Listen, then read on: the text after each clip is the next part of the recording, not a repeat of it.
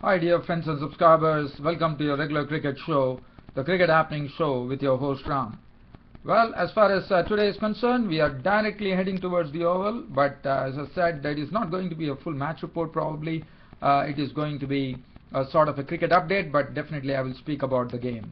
Well, as today yesterday I spoke about that, saying that Australia and England are going to clash in the final test. I spoke about the changes, and those changes were effected today with Australia having Mitchell Starc coming back into the team, and also James Faulkner. There were three debutants today in this particular game. James Faulkner for Australia, the all-rounder, making his international debut as far as test matches are concerned, his test debut rather, and Simon Kerrigan and Chris Woakes also making their test debut. Now, for Australia, well, they were the ones who actually won the toss on this particular pitch, but they right now are in a very strong situation. We still, right now we are in session 3. And still there is a long way to go. Let me see what is the situation. Yeah, in fact only there are 9 overs still to go for close of play, so I'm almost there with the report, I would say. And Australia are looking on a very strong position right now. And while I am speaking, Stephen Smith is not out on 50, has just reached his 50 here with 5 fours and 1 6, and Shane Watson is on a magnificent 166 runs out of a total of 263 that Australia has got. So that means more than half of the share. Just look at it. It is absolutely wonderful stuff by Shane Watson. Shane Watson, of whom much has been talked about, that he was really been sussed up by the English bowlers, whereby he used to shuffle and used to get LBW, but today he put everything into the shade and he played like a Watson-like innings. Well, the only life that he had was on 104 when Alistair Cook actually at slip grasped a catch. Other than that, this innings has been totally sort of a perfect innings as far as Shane Watson is concerned.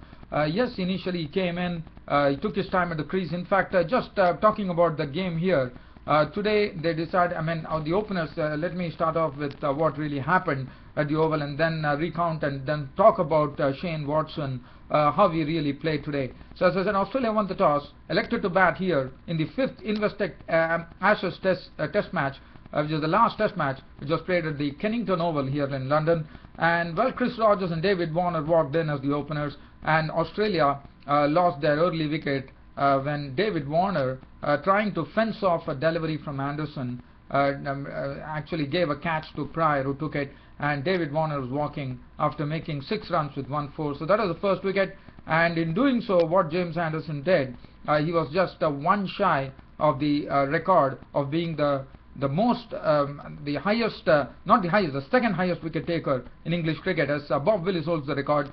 And well, he did that later when he actually picked up Michael Clarke's wicket, which I'll come to that later. So that makes the score 11 for 1. So England, Australia not having a good start, but Chris Rogers decided to really dig himself in.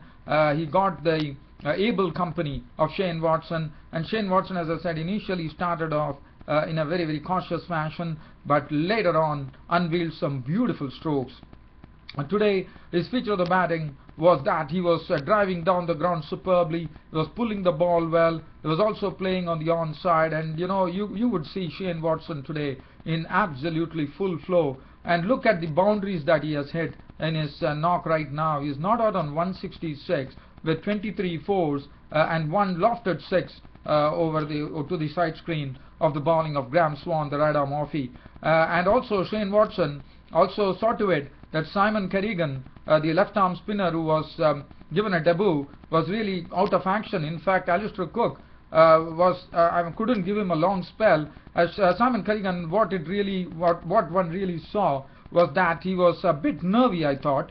He has a very decent run up to the wicket, in the sense he has a very gingerly run up to the wicket, and he has a very easy action. And when he bowls, basically Kerrigan, he couldn't recreate what he did in the English county scene. And besides, Shane Watson has already had a look at him in the other game when they were playing the England Lions, and Shane Watson decided that attack is the best form of medicine for Simon Kerrigan, and he decided that Simon Kerrigan never found his real mojo there by really slamming him for lots of boundaries. In fact, 6 boundaries were hit, and when now look at Simon Kerrigan's figures, he's not having a good debut. He has been carved for runs by Shane Watson. He has been guilty of bowling lots of full tosses. One can agree because he's just making his international debut today, and one can understand his nerves. But I thought England being in such a strong position in the series, Simon Kerrigan could have done a better job. But as I said, full tosses were served, which were really whipped away by Shane Watson. And also he has bowled a lot of short deliveries too. So not an impressive debut as far as Simon Kerrigan is concerned. Chris Woakes has not looked the self, in the sense, even though he's also making his debut. I would say he's better than Simon Kerrigan, but Chris Woakes has also not been very impressive. He has bowled a lot of maidens, if you see, 15 overs, 5 maidens, none for 52. But that is not one is really wanting. They want wickets, but Chris Woakes has not been able to do that. And I'm also told that Chris Woakes this time probably they are going to test him as a batsman, and what they have done is they have actually got him in the mix of the England team, where he's going to come up before Matt Pryor. Now that is something which I don't really agree with, because Chris Woakes, I think, he is playing as an all-rounder, and Matt Pryor is a very good batsman. So I feel that Chris Woakes should actually be as an all-rounder. He should be coming after Matt Pryor, so he has Broad and other all-rounders still with him. But well, that is what. But well, I mean, I am no one to really judge, but it is just my pure opinion. Because if you look at the batting lineup, you see that Chris Woakes is scheduled ahead of Matt Pryor in the batting lineup. I would rather prefer Matt Pryor coming in ahead of Chris Woakes, because Matt Pryor is a wonderful batsman, experienced batsman.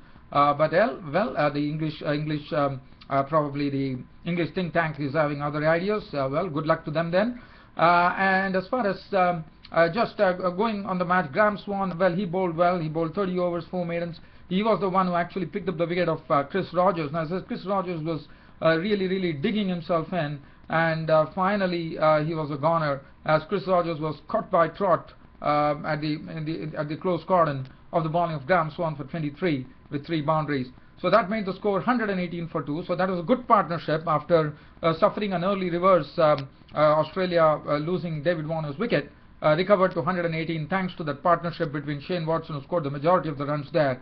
If you look at the partnership, it yielded 107 runs. Out of the 107 runs, the share of Rogers would have been probably 20 odd runs, and the major share has come from Shane Watson's bat. After that, Shane Watson was joined by Michael Clarke. Now, when Michael Clarke came, what Alistair Cook did, as you know, when Michael Clarke came to the wicket, Alistair Cook was showing some very good captaincy. He started putting the pressure on Michael Clarke right away by having 2 men, in catching position, and probably told Stuart Broad to actually try his bouncers. And Stuart Broad, let me tell you, he is bowling some superb bouncers. He really had Michael Clarke all at sea.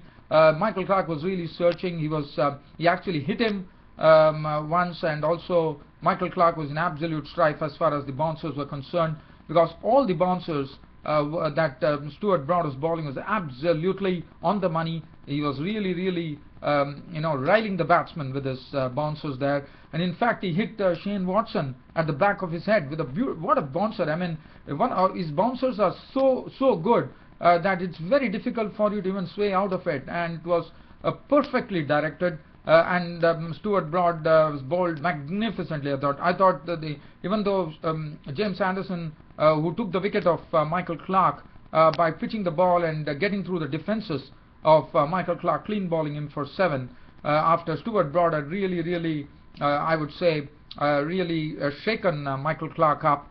And here comes Anderson, the other bowler, as usual it happens in cricket, where one bowler operating in tandem with the other bowler gives a chance to the other bowler to get the wickets, because of the simple reason that the previous bowler has already done all the shaking around, and here comes Anderson and picks up the wicket of Michael Clarke, who was castled by Anderson for 7, and that made the score 144 for 3.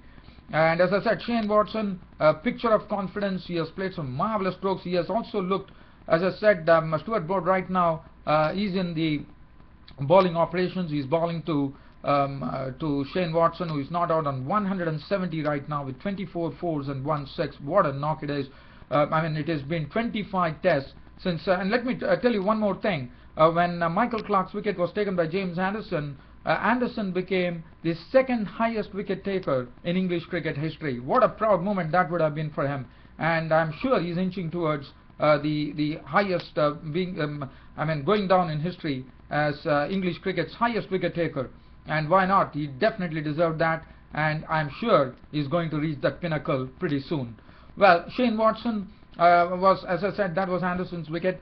Stephen Smith joined, and then from 144 for 3, it looked like England were slowly trying to get back into the game, but all those hopes were quashed with this current partnership, which is really going great guns according to me, because right now this partnership between Shane Watson, not out on 170 with 24 fours and 1 6, and Stephen Smith, not out on 54 with 6 fours and 1 6, has taken the score on to 271 for 3 currently. But more than that, what it has done is it has really put Australia in a very strong position, just coming towards the close. Stephen Smith has also played some very good strokes. He has been taking a full toll of any loose deliveries that has been served to him. As far as the pitch is concerned, there's I would say there was some early movement, a decent swing was available, and we have not seen much. So the pitch is playing easy and true, and Australians are really cashing in, with Stephen Smith also looking good, not out on 54 currently, with 6 fours and 1 6. Shane Watson, as I said, picture of confidence. He has played superbly. He has dealt with all the bowlers. I thought only thing James Anderson and Stuart Broad has been bowling a good line to Shane Watson. James Anderson 15 overs 3 minutes to 34. Stuart Broad, my pick of the day, because he has bowled some superb bouncers. 15.5 overs 3 minutes, 55 runs on no wicket. And as I said, Australia are in an extremely strong position right now. As I'm going to see whether I can give you some cricket commentary before I leave this YouTube broadcast. So let's have a look at what's really happening. Well, it's going to be Woakes who has been given the ball. Now, as we thought, Michael Holding in the commentator's box was really telling that he was having his own doubts whether Chris Woakes is more of a limited overs variety bowler than one would call him a test bowler. But well, I think we still, I know it's coming from a very great fast bowler, the West Indian fast bowler, who is commentating right now with Michael Atherton and David Garr and all the other fellow commentators. But I thought that one has to really wait for some time and see how Woakes. In the meanwhile, Anderson comes in and bowls to Stephen Smith, and Stephen Smith is cracking his 25th boundary here. What a shot from Smith here. Smith, as I said, Shane Watson is going from strength to strength. We are just inching towards the close of play on the first day of the fifth and final test match here. Australia have reached 275 for 3. Shane Watson has taken his score on to 174. What a knock it is from Shane Watson. In a day, he has made 174. I mean, once Gary Sobers, the former West Indian great legend, said that Shane Watson is the best all-rounder in the world. And well, he is really showing today with this array of strokes that he has played today. And he has been perfectly in position to pounce. And not only that, in fact, I'm very sorry. In fact, not Shane Watson. It was spoken in a bit of excitement. I see Smith actually slamming Anderson for 2 consecutive boundaries now. Stephen Smith has moved on to 62, and the Australian score right now is 279 for 3 wickets. Stephen Smith, he's not out on 62. The first 4 that he hit was done in a very elegant manner by Stephen Smith, as he actually drove him past the mid-off for a boundary. And then right now Anderson bowls to Smith, and finally there is some quietness here from Smith as Smith plays it back to Anderson. So the score reads Australia 279 for 3. And as I said, there are only 5 more overs remaining as far as close of play is concerned. In fact, Australia, as I said, they are doing a good job, and it's pretty good work as far as Australia is concerned. So Australia are placed in a pretty strong position right now, going into the almost we are inching towards the close of play with only 5 more overs remaining for the umpires to actually call it stumps on day one. With Australia 279 for 3 currently. Steven Smith is looking pretty good after hitting those 2 boundaries. The second boundary that Smith hit was of Anderson, was not a good delivery, and it deserved to be hit, and Steven Smith absolutely nailed it. So he's not out on 62 with 8 fours and 1 6. Shane Watson is playing a prolific innings, a magnificent innings today, batting unbeaten on 170 with 24 fours and 1 6. Well, dear fans, friends and subscribers, on this particular note, your host Ram would like to end the cricket show for today, but promising you there's more to come as far as the second day's play is concerned between England and Australia of the Investec Ashes Test Series, which will be played at the Oval tomorrow. Until then, it's a big goodbye from your host Ram today. Thank you.